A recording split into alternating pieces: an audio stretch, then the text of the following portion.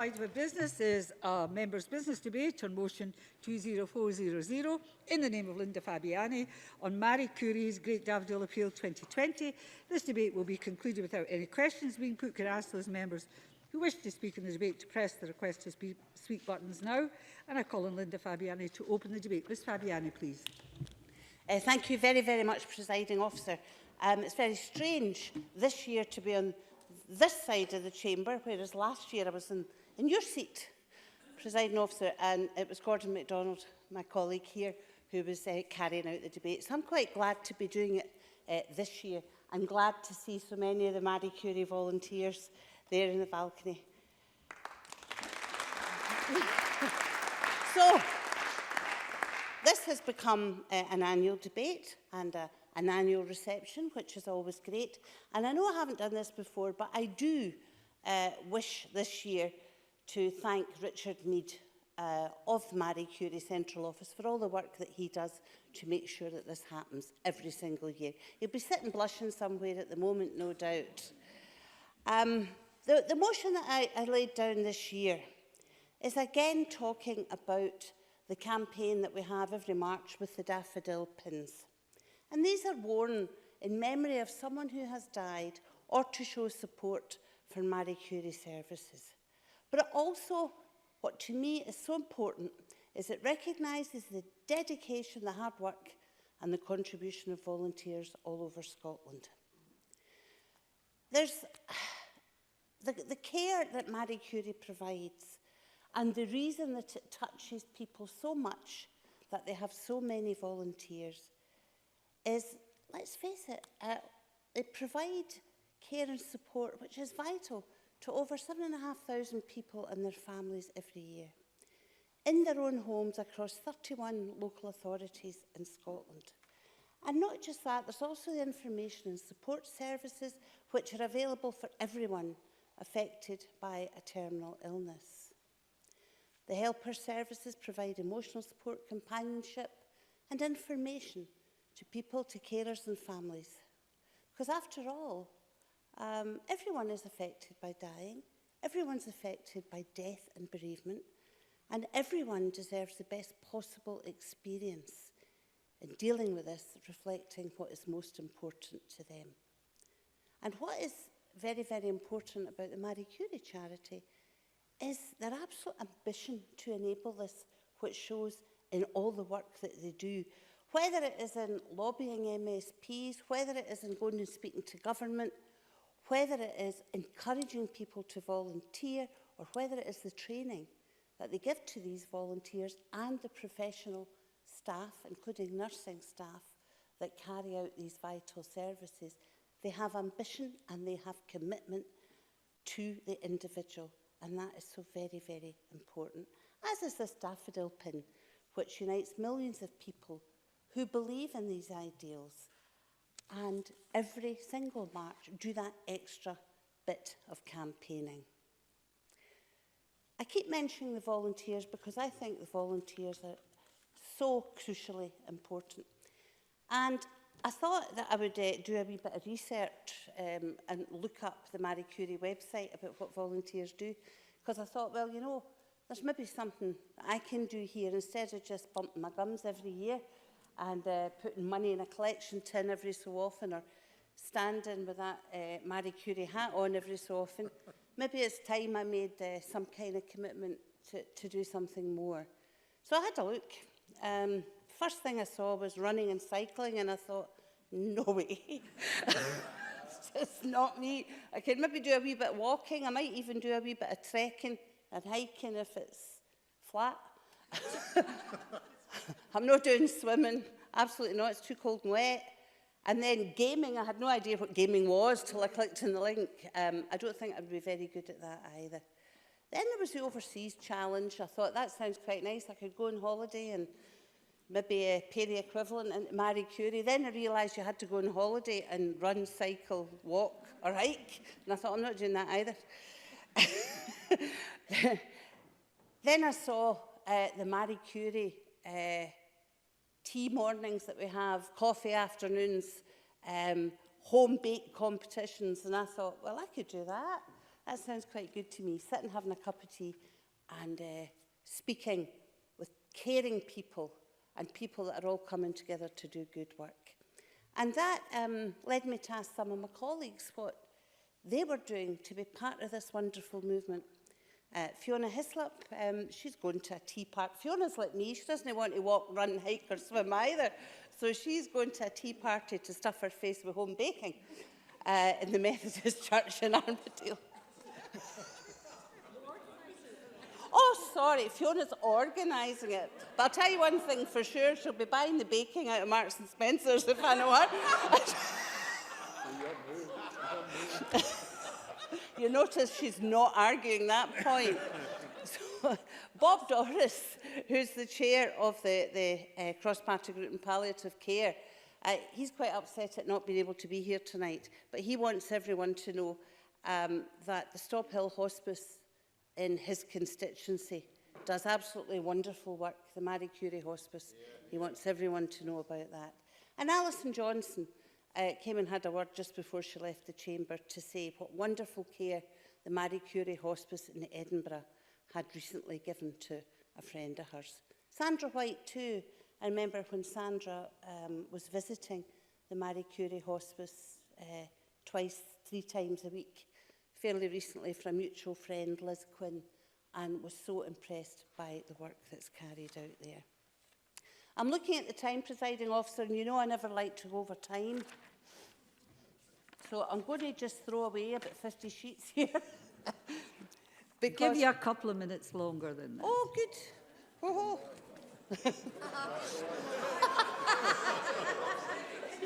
I don't know if that was a wise decision from me. We'll find out. A couple more facts I would like to give about the Great Daffodil Appeal, because it's on the hook of the Daffodil Appeal that we have this debate on an annual basis now. And Scotland actually raises about £700,000 each year through this appeal. That sounds like an awful lot of money. But then, when you look at the fact that Marie Curie needs to raise over £15 million every year to support its activities and services in Scotland. And in central Scotland alone, there are 48 Marie Curie nurses providing care in NHS Lanarkshire. That's a lot of home visits and a lot of people that are supported. I know that in my own constituency of East Kilbride, there's absolutely loads goes on there, and that fundraising group has gone from strength to strength. In fact, the reason they're not here tonight is because they'd already made the commitment for their collections in the Morrison stores in East Kilbride, and they've organised 14 collections across these 2 stores. Again, wonderful work that carries out. I'll finish, presiding officer, with a couple of asks of the government that I hope the Minister can come back with a positive response to. You know, everyone recognises the need for palliative care and a palliative care plan, but we should never get complacent about any of that. And I would like to back Marie Curie's call for a commitment to a new national action plan. I know that, for example, David Stewart has talked about this before, about the need to make sure that each individual in their family gets the care which is best for them, whether it be at home or in a hospice. So let's commit to looking again at a national action plan and co-design it with those who know best how to do it. We also have health and social care partnerships now that are so important to every community. So I would like to look at the requirement upon them to publish local palliative and end-of-life care action plans, and making it such a high priority. Because, you know, our demographic is such that people are living longer generally, and that's very, very welcome. But we need to look at how best to manage that to the benefit of absolutely everyone. Everyone that volunteers for the Marie Curie charity looks at that and takes it very, very seriously. And I want to thank them so much for that this evening. Thank you, Presiding Officer. Thank you very much, Ms. Fabiani. And can I say to public gallery, I understand why you're applauding, but it's not permitted in the chamber just by members. I call Bill Kidd to be forwarded by Edward Mountain. Mr. Kidd, please. Thank you very much, Presiding Officer. I would also like to thank Linda Fabiani for shining a light on this year's Great Daffodil Appeal. And this appeal is run by Marie Curie throughout March and provides members of the public with the opportunity to support Marie Curie by donating money for a daffodil pin. These pins are worn in memory of someone who has died or to show support for Marie Curie's invaluable services and research. As an organisation, Marie Curie cares for people in one of the most precious periods of life, in someone's final years, months and days. And by providing the best possible support in this time, patients are shown love, care and respect. This type of care, in its truest sense, is incredibly important for people in this precious and important time in their lives. Many people across Scotland need palliative end-of-life care. And raising awareness and donating money is therefore relevant to the vast majority of Scots.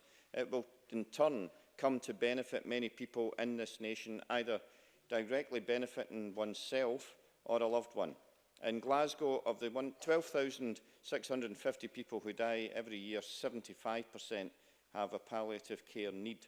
This high proportion of palliative care need amongst the dying is the same across Scotland as a whole, and we can see from this statistic that the Great Daffodil Appeal is an incredibly meaningful movement. Services provided by Marie Curie and partners give dignity to people by providing choice to patients and listening to their needs and preferences. There are many examples illustrating the impact of this.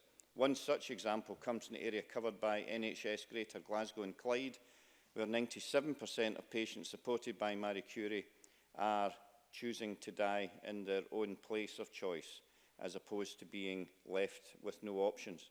Facilitating care and support at home are the fantastic Marie Curie nurses. They will often stay with patients for hours on end, even through the night, to provide the care necessary to allow them to stay in their own homes. As this nursing service runs through Marie Curie and the NHS, it is free. This means that people are given dignity throughout the ability to choose at-home care. This should be their preference, and that the cost of overall care will be minimised. This means that people from all backgrounds are able to make end-of-life care choices that are suitable to their needs and their wishes. The Marie Curie hospices in Glasgow and Edinburgh are an example of providing real choice and dignity. Marie Curie also works in collaboration with other partners, like, for example, Macmillan Cancer Support Nurses, and they combine their efforts to offer exceptional support and pain management advice to patients with terminal cancer. I would like to take this opportunity to recognise the work of all the Macmillan Cancer Care volunteers at the Beatson Oncology Centre, based in my constituency, along with Maggie's and Marie Curie.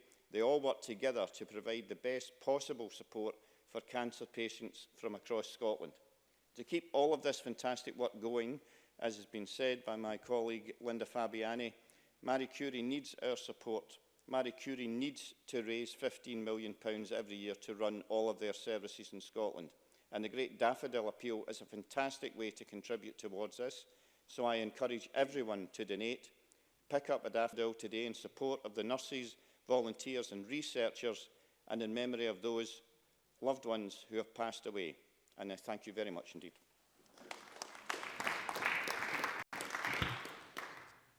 Excuse me. I call Edward Mountain to be followed by Rona Mackay. Mr. Mountain. Thank you, Presiding Officer. That's not a very auspicious start for me, you sneezing, but I'd like to thank Linda Fabiani for bringing this debate to the Parliament.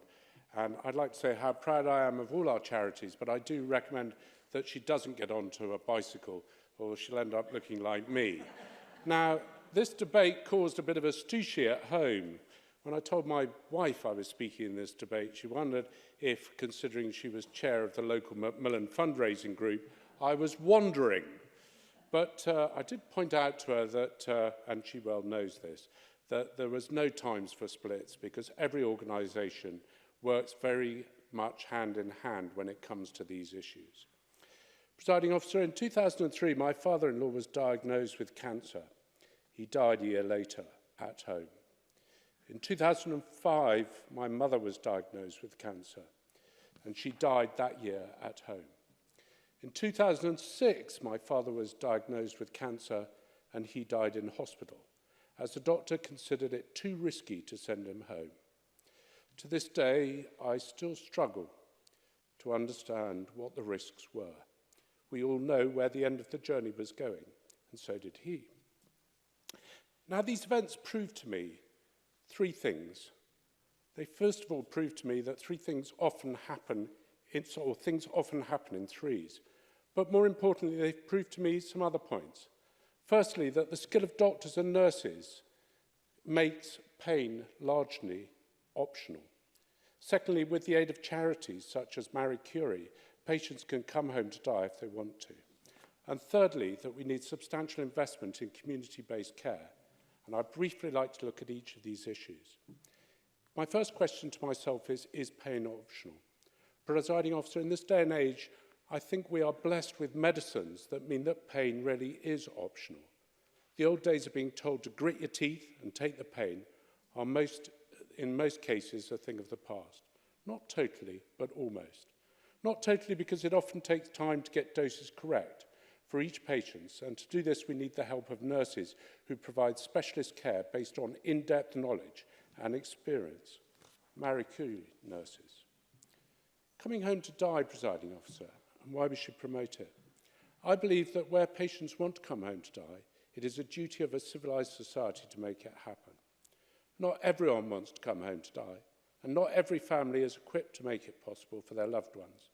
But I say that to deny somebody the ability to do this because a doctor deems the risks are too high is beyond my comprehension. We need to change the views of doctors. And thirdly, the issue of substantial investment in local care. In the last few years, we have seen clear pressures on our health service and a reduction in local health care professionals and community nurses and home visits.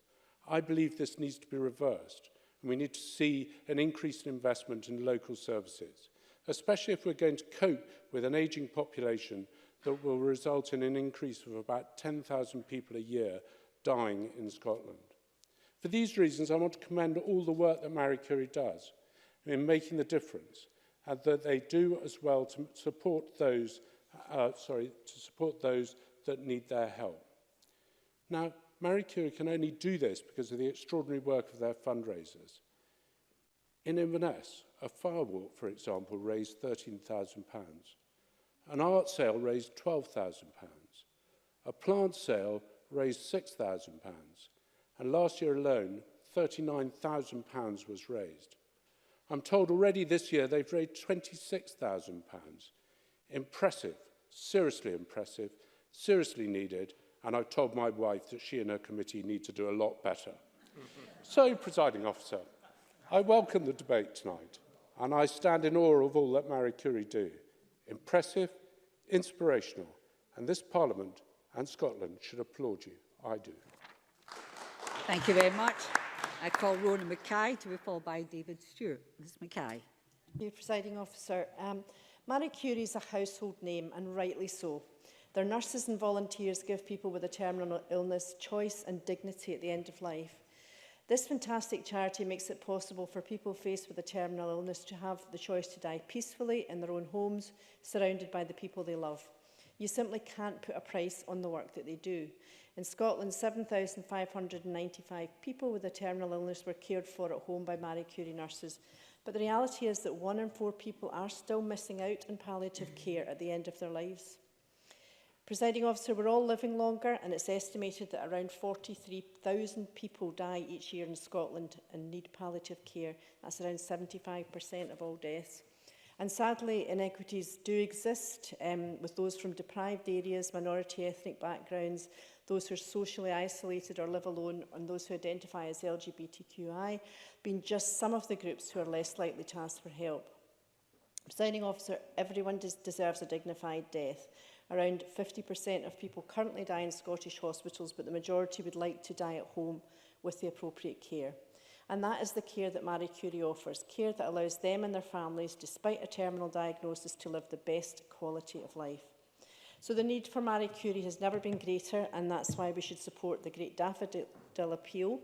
Marie Curie's biggest annual fundraising campaign. From wearing a daffodil pin to organising large gala dinners, small bake sales, there are countless ways for people to get involved. There are Marie Curie fundraising groups in my constituency of Strathkelvin and Bearsden, in Bishopbriggs, Kirkintilloch, Lenzie, and they do fantastic work, and they're just some of the 85 groups in Scotland who organise collections and tea parties. Alongside this, they speak in schools, clubs, groups and associations in the local area, and they would always welcome support from the local community to help them grow and increase the support they give to Marie Curie. So now, can I give a huge shout out to the amazing volunteers carrying out this incredible work? You are fantastic. However, 11,000 people who need palliative care each year can't access it, and the charity needs to raise £15 million a year to support services in Scotland. And they're calling on the government to commit to a new action plan for palliative care following 2021, co-designed with key stakeholders, including all health and social care partnerships, practitioners and third sector organisations.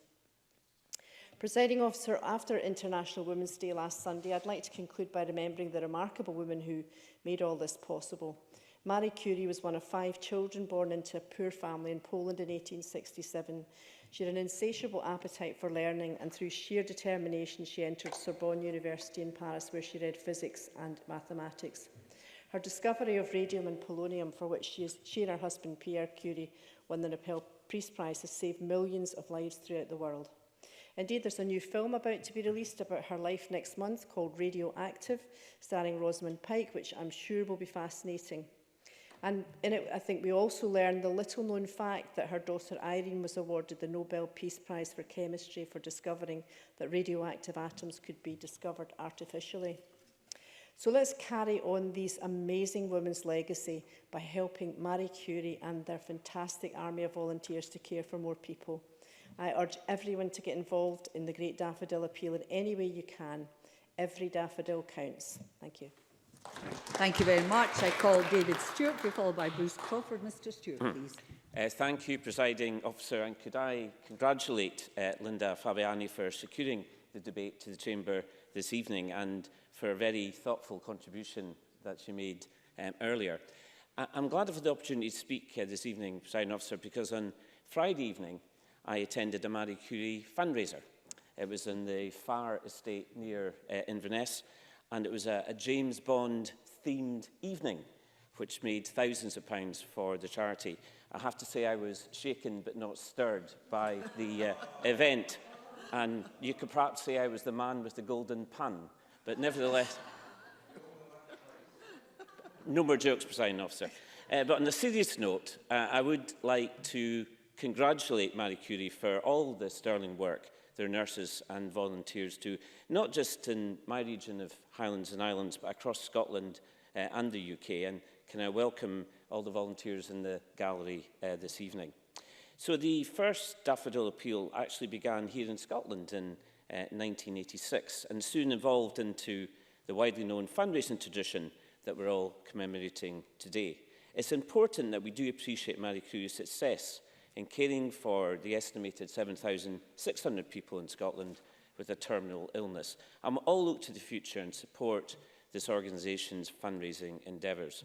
Now, what began as a small foundation, whose first big donation was actually a diamond engagement ring in 1948, Marie Curie has become a massive and truly positive force for good when it comes to healthcare and indeed medical research. As we've heard from Edward Boughton, in the Highlands and Islands, Marie Curie has been a fierce advocate for the right to die at home, a cause that I have very enthusiastically endorsed, and has been able to provide effective end-of-life care to cancer patients and those with other terminal illness. In 2015, Marie Curie's 33 Highland nurses provided nearly 20,000 hours of care to 379 patients, free of charge.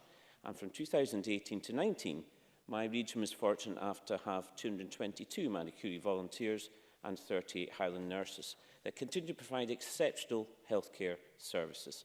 And according to the recent briefing, Marie Curie have supported at least 89% of patients in NHS Highland, Grampian, Orkney and the Western Isles in dying in their place of choice. And of course, there are many fundraising groups across the region that are enthusiastic supporters of the organisation and the Great Daffodil Appeal. For example, mother-daughter duo Kate and Olivia Howison-Kerr worked all the way through the North Coast 500 route in order to raise money for medical charities, including Marie Curie, and their 20-day fundraising journey raised over £9,000. And currently, Inverness Marie Curie supporters are actively recruiting more volunteers to help with fundraising to the Great Daffodil Appeal. One Inverness volunteer, Margaret Henderson, described her experiences working the campaign, and she said, and I quote, "I've met so many kind and interesting people along the way, many of whom have directly benefited from the care provided by Marie Curie nurses in their own homes."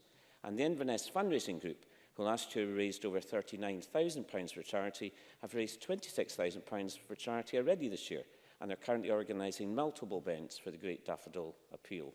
But perhaps what speaks to Marie Curie's success and its reputation for kindness the most is the support it provides for families, as well as those who are reaching their final days. Recently, Brian Hanslip shared his experience with the Marie Curie Hospice and how the nurses took care of his daughter Charlotte in the final days. In his words, and I quote, "The staff were like family to us. Every time he stepped through the door, there were smiles and there were hugs." So the fundraiser and its success is extremely important to aiding Marie Curie in their mission to support everyone who wishes to die at home, surrounded by their community of family and friends. And finally, Presiding Officer, because you're giving me that look again, as the former US President Barack Obama once said, "We see the future not something out for control, but something we can shape for the better through concerted and collective effort." I applaud Marie Curie for the incredible work they do and wish them every luck and support for the Great Daffodil Appeal 2020. You've given away the trick. I put my glasses on when I'm looking to conclude. I call Bruce Crawford to be followed by Liam MacArthur. Mr Crawford, please. Presiding Officer, can I begin by sincerely thanking my friend and colleague Linda Fabiani for bringing this debate to the Chamber. Not only was her contribution thoughtful, as David Stewart said, but it was also very humorous. Presiding Officer, I think I'm right in saying, as Linda Fabiani said, in recent years we've brought this debate to the Chamber on an annual basis. And certainly from memory, although that's not as good as it used to be, I've had the opportunity to take part in at least some of these debates over the past few years. Indeed, I'm very fond of reminding my colleagues. I think I was the first MSP to host a Marie Curie Blooming Great Tea Party with very kind donations of home baking. Now, with that boast out of the way, because I'm a sort of modest sort of guy, I want to start my contribution by recognising the origins of this fantastic charity in a slightly different way. But firstly, can I say to Edward Mountain, thank you for sharing that story with us from your own background. I know others might do the same, but it was very moving, so thank you very much. A hospital in Hampstead named Marie Curie was completed and opened in 1930 by the then Prime Minister Stanley Baldwin. The hospital specialised in radiological treatment for women suffering from a range of diseases, including cancer. The committee involved decided to retain the name Marie Curie for a charitable medical field. By 1950, the appeal had raised £30,000 and Marie Curie Memorial Foundation was born, today simply known as Marie Curie. Presiding Officer, we've just celebrated International Women's Day, a tribute to the power and contribution of women across the globe. Well, one important woman was certainly Marie Skłodowska, if I've got that right, Curie. Born in Poland, she became a French citizen by marriage, a Nobel Prize-winning physicist, the first woman to win the award. Marie Curie developed theory of radioactivity and discovered, as Rona quite rightly pointed out, polonium and radium, and developed that for use in the mobile radiography units for troops during the First World War. But her passion killed her. In 1934, at the age of 66, she died in France of autoimmune disease caused by overexposure to radiation during her research. A truly remarkable woman. And it's fitting that the charity we are celebrating today carries her name as it conducts its vital work for people. Now, we've all got an awareness of the work of Marie Curie carries out in her own constituencies and regions, and all this I know have someone who goes through an end-of-life experience. This isn't an experience for just one person, but a very difficult situation for the entire family. Marie Curie provide help and advice to people going through these experiences, and the nurses provide free one-to-one nursing for patients with terminal illness. This can be overnight, short notice, Very flexible service reflecting the often unpredictable nature of terminal illness. For many, just knowing that support is there will be of great comfort. And I suspect that the services of Marie Curie and their nurseries are going to be required in this country and other places over the course of the next few weeks in probably a way that has never been required for some time as a result of the coronavirus. So I'll be thinking about the nurses as they help us through these difficult days to come. Families of terminally ill loved ones are juggling their own lives while trying to sort their own loved ones' lives out, and they are also getting that help at that crucial time. Presiding Officer, let me finish very quickly by saying something about local fundraising. In my constituency, Marie Curie is blessed with a strong base of volunteers who raise funds from members of the public, and I can tell you the Stirling fundraising group have raised £42,000 since 2013. These are fantastic volunteers that Linda Fabiani quite rightly mentioned in her speech and concentrated on. And through the efforts of the Marie Curie shop on the High Street or the various fundraising activities in the local market, in the local supermarkets, and I know they will be at the Stirling Farmers Market in April. Presiding Officer, everyone deserves dignity and respect in their final days and hours, and we should all consider what we can do to help through the Great Daffodil Appeal. And can I thank everyone involved in the Marie Curie organisation for the amazing work they do. Thank you, Presiding Officer. Thank you very much. I call Liam MacArthur, to be followed by Emma Harper. Mr MacArthur, please. Thank you very much, Deputy Presiding Officer. After last year's interregnum, a little like Bruce Crawford, can I start by welcoming back my friend Linda Fabiani to her rightful place in the body of the Chamber, leading the annual members' debate on the Great Daffodil Appeal in aid of Marie Curie, and no disrespect at all to her colleague Gordon MacDonald, who did sterling work last year, but it did feel rather strange not having Linda Fabiani setting the scene, regaling us with her fundraising exploits, even if they did appear to accumulate rather than expend calories along the way. I would also like to add my voice to the tributes already paid to the outstanding and selfless work done by Marie Curie nurses, staff and volunteers on behalf of those with a terminal illness and their families. They do genuinely help provide dignity in dying.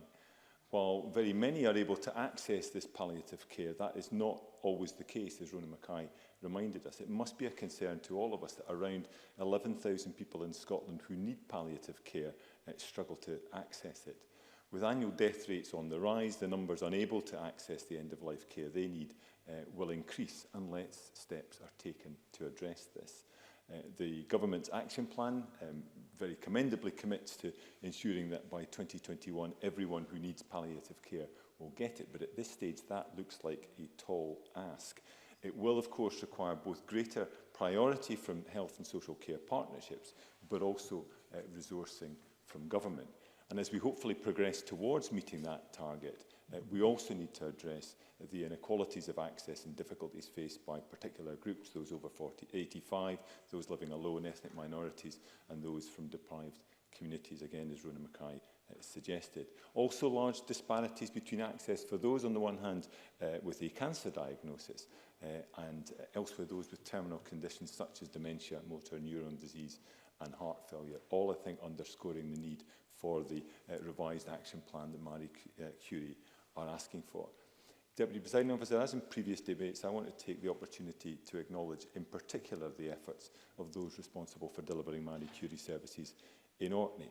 While numbers inevitably remain relatively small, I was heartened to see that 6 people were supported over the past year, all of whom who were able to die in the place of their choice, and that numbers continue to rise in terms of those getting support, all of which I think helps explain why additional Marie Curie nurses are now being recruited. I'm delighted, though not surprised, to hear that, given the feedback from those who have benefited from the service up until this point. Meeting the need in future, though, will require close collaboration by Marie Curie with GPs and other relevant local services, a genuine partnership between public and third sector. I know from speaking to Linda Lenny and Sarah Duncan, 2 of Marie Curie's fabulous team of volunteers in Orkney, who are in the gallery again this evening, that sort of partnership is one that they are very keen to see develop over the years ahead. And more broadly, across the community in Orkney, there continues to be strong and growing support for the work that Marie Curie does locally. This continues to be reflected in the success of fundraising efforts by local volunteers like Linda and Sarah, but I think it's also prompting a better understanding, a better awareness of what it is that Marie Curie offers and what it does. That is very much to be welcomed. As ever, Deputy Presiding Officer, I want to conclude by offering all the Marie Curie nurses, staff and volunteers in Orkney and across the country my heartfelt thanks for the exceptional work that they do in allowing people to die with dignity and in a place of their choice. And my thanks also to Madam Daffodil, to Linda Fabiani, on allowing this evening's debate to take place and a chance for all of us to bump our gums in the interests of the best of causes. Thank you. Thank you very much, Ms MacArthur. Before I call Ms Harper, due to the number of members who wish to speak in the debate, I am minded to accept a motion without notice under Rule 8.14.3 to extend the debate by up to 30 minutes, and I invite Linda Fabiani to move that motion. Formally moved, Presiding Officer. The question is that the debate be extended by up to 30 minutes. Are we all agreed? Yes. That is agreed. I now call Emma Harper, to be followed by Ruth Maguire. Thanks, Presiding Officer. I welcome the opportunity to speak in this debate, and I congratulate my colleague Linda Fabiani on bringing it forward. What a fabulous opening speech you made, and a wonderful celebration of the volunteers that are our Marie Curie volunteers. The Great Daffodil Appeal is one of the most iconic and recognised fundraising drives of the year, and I echo Ms Fabiani's support for Richard Mead and Marie Curie charity. People all over Scotland are wearing their yellow daffodils with a sense of pride, signifying that they will be donating money to support Marie Curie to deliver their world-class palliative care services in our communities and in their hospices. The appeal also, allows the public to support Marie Curie's research, nurses, community workers and campaigning to support information services that they provide to families of loved ones who are in or who are requiring palliative care. Presiding Officer, as a registered nurse, although a surgical nurse and not a palliative care nurse, and Deputy Convener of Health and Sport Committee, I have a keen interest in our care sector, and I feel passionately about ensuring we equip the sector and indeed our population for years to come. Across Scotland and indeed internationally, we are seeing our population ageing better, living longer and generally becoming healthier. And whilst this is welcome, it does present challenges with the age. As with age comes a greater risk of health complications and a greater need for social care support and services. And at the Health and Sport Committee, we have just commenced a social care inquiry, and I look forward to it progressing, especially info about end-of-life care. Evidence suggests that there must be an onus on healthcare professionals to have realistic conversations with people about their future wishes. This is realistic medicine. People's wishes and future care needs to best support them staying at home or in a homely environment, and having care which is suited to their needs is absolutely essential. Marie Curie is at the forefront of pioneering research in Scotland, and indeed one of Marie Curie's most recent publications, carried out jointly with the University of Edinburgh, suggests that 2/3 of Scots, 66% of the population, will die at home, in a care home or in a hospice by 2040. Presiding Officer, allowing more people to have the opportunity to die in a place of their choosing is essential if we are to meet care needs in the future. Across NHS Dumfries and Galloway, in part of my South Scotland region, over 2018 and 19, there were 4,359 visits made to 542 persons by the region's 31 dedicated Marie Curie nurses. This support from these competent professionals allowed 72.5% of those patients with palliative care needs to die in a place of their choosing, which is absolutely welcome. Additionally, I am pleased that across the southwest of Scotland, Marie Curie have 7 shops raising funds for the charity, as well as over 896 dedicated volunteers. We have shops in Dumfries, in Newton Stewart, Stranraer, Ayr, Troon, Girvan and Kilmarnock. And I thank each and every one of the folks working in the shops for their efforts to help make the lives of others more comfortable and to support their loved ones. However, some issues have been brought to my attention over the out-of-hours Marie Curie coverage in Wigtonshire, and I've written to both Marie Curie and NHS Dumfries and Galloway about the coverage, and I hope to find a solution in due course. I'm proud that the Scottish Government has an ambitious vision that everyone who needs palliative care will have access to it by 2021. The Government's strategic framework for action on palliative and end-of-life care sets this out, and it is great to see that progress is already being made. This progress is supported by Marie Curie and others in the sector, and I look forward to hearing from the Minister on the most recent up-to-date progress. Presiding Officer, in closing, I'd again like to congratulate Linda Fabiani for bringing this debate this evening and all the fantastic work that everyone does in Marie Curie charity. Thank you. Thank you very much, Ms Harper. And I call Ruth Maguire. Ms Maguire is the last speaker in the open debate. Presiding Officer, I'd like to start by thanking Linda Fabiani for bringing this important topic to the Chamber today, and also acknowledging the lovely speeches made by colleagues from right across the Chamber. So this debate is about raising awareness and encouraging people to support Marie Curie's Great Daffodil Appeal, but it's also about a bit more. Everyone knows someone who's been touched with a life-threatening condition, and many of us will have lost someone close to us. It's estimated that around 75% of people who die each year in Scotland are in need of end-of-life care. And sadly, a quarter of people don't get the care and support they deserve at the end of their life.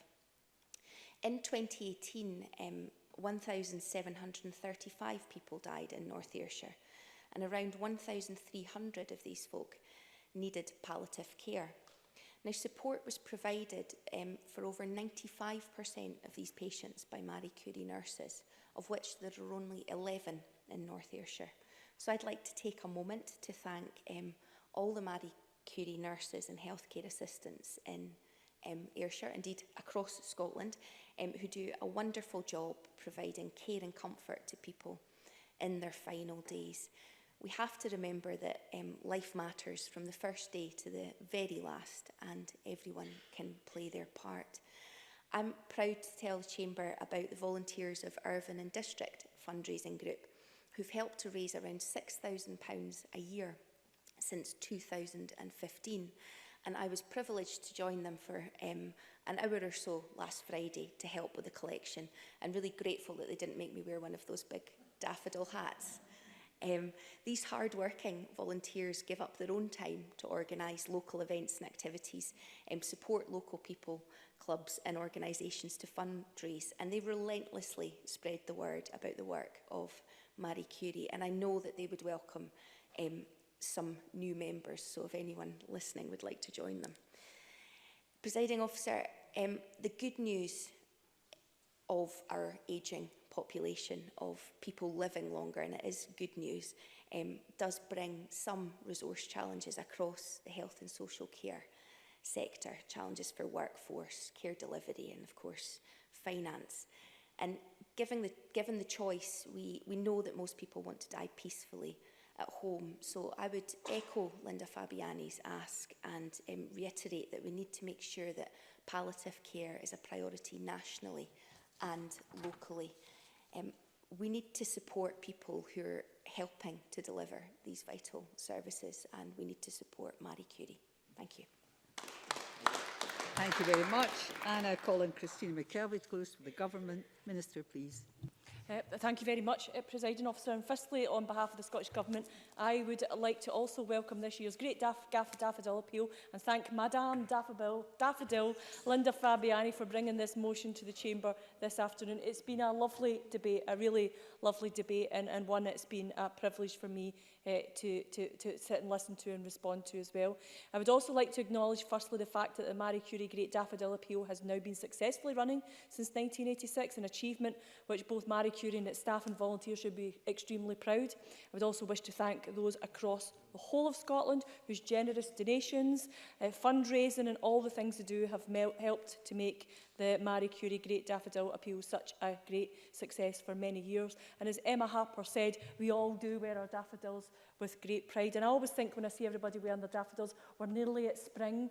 The nights are fair drawn out rather than in, and it feels as if, you know, there's something renewing, a bit of renewal going on. And his name is Stuart, David Stuart. Reminded us, that was a wee James Bond joke, yeah.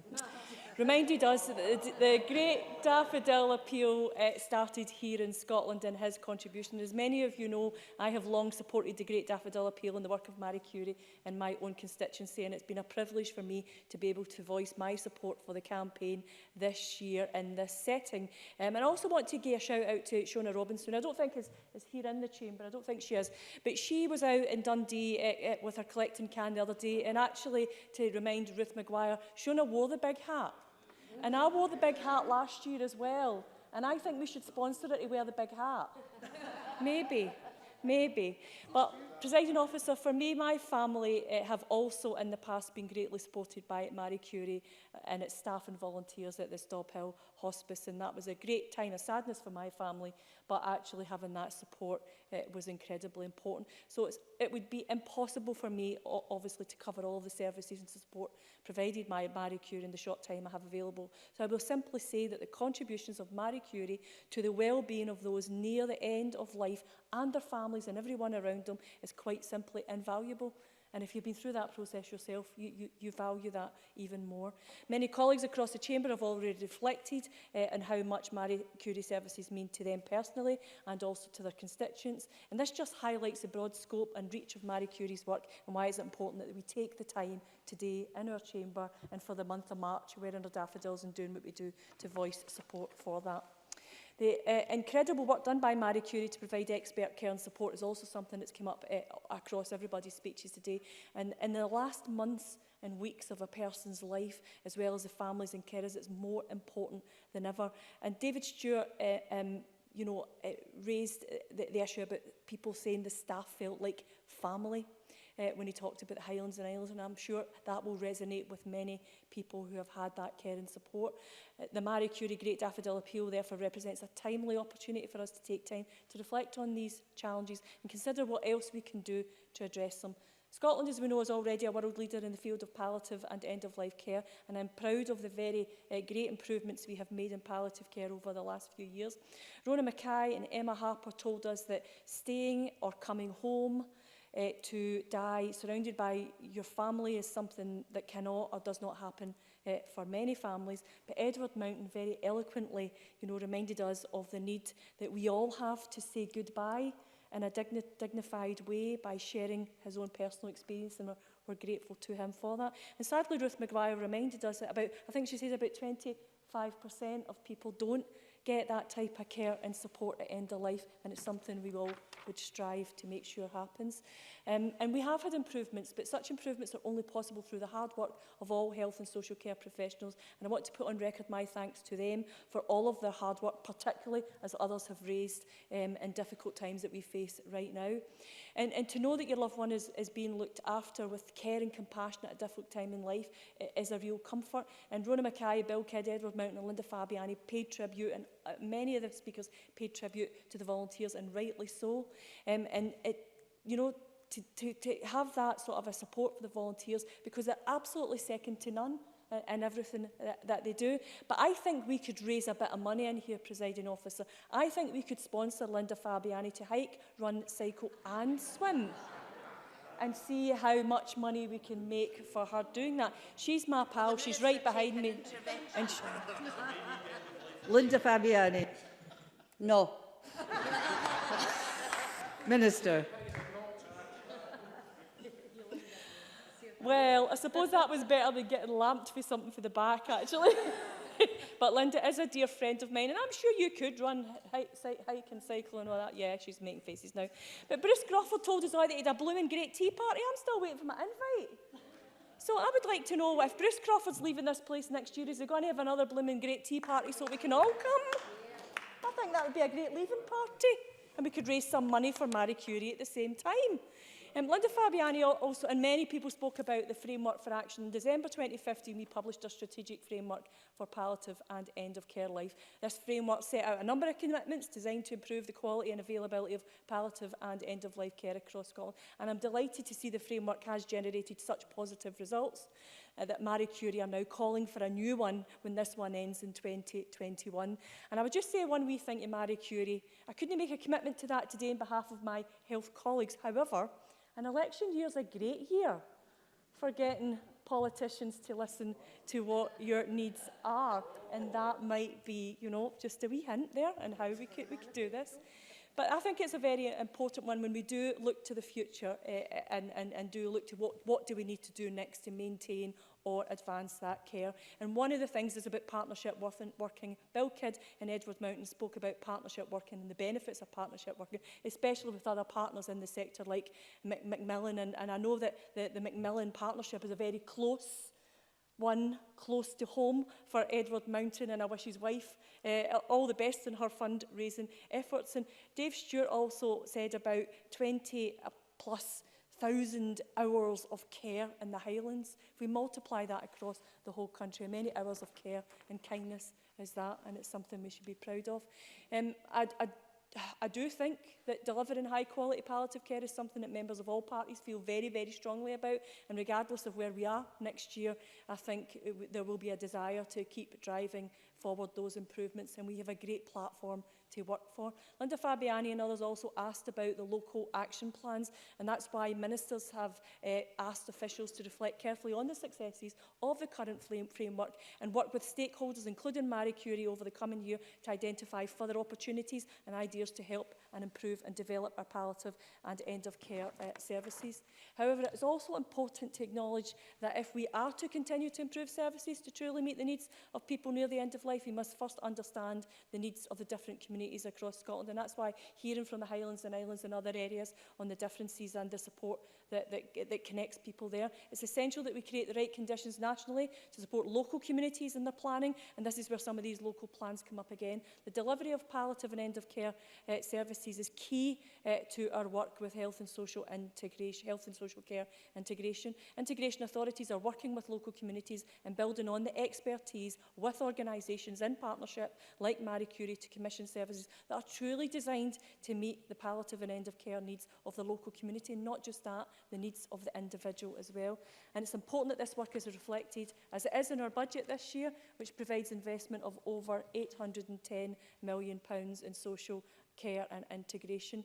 And it allows us to track and deliver a commitment that more than 50% of frontline NHS spending will be shifted to community health services by the end of this Parliament. And I hope that Linda Fabiani and Leah MacArthur and others would be pleased to hear that they're also seeing more integration authorities develop their local plans for how they will improve services going forward. And this is something that I know Marie Curie has rightly highlighted as being a key to seeing improvements in local services. And I look forward to seeing how this work develops over the coming year. I'm sure we will all be looking forward, as Rona Mackay reminded us of viewing the film Radioactive about the life of Marie Curie. And Marie Curie in this place in the debate last week, also when we had the takeover of the Scottish Women's Convention on Saturday in this chamber, and today has been remembered as one of those women that we do remember on International Women's Day. Presiding Officer, in closing, because I've used up a lot of time here, I believe that through the excellent work of specialist organisations like Marie Curie, our ongoing collaborative and partnership approach to improvement and development, we can, I think, absolutely as a nation remain at the forefront of the innovation in palliative and end-of-life care. I really welcome Marie Curie's contribution to this, and I'm proud to support their efforts for my family, for everybody's family in here, for all the volunteers and workers and everyone sitting up there. I really want to praise and be proud of the work and the efforts in raising and maintaining awareness of the topic through events such as the Great Daffodil Appeal, and I wish you well for the month of March and the months coming, and we'll probably see you all when we're writing our manifestos next year. Thank you. Thank you very much. That concludes the debate, and I close this meeting.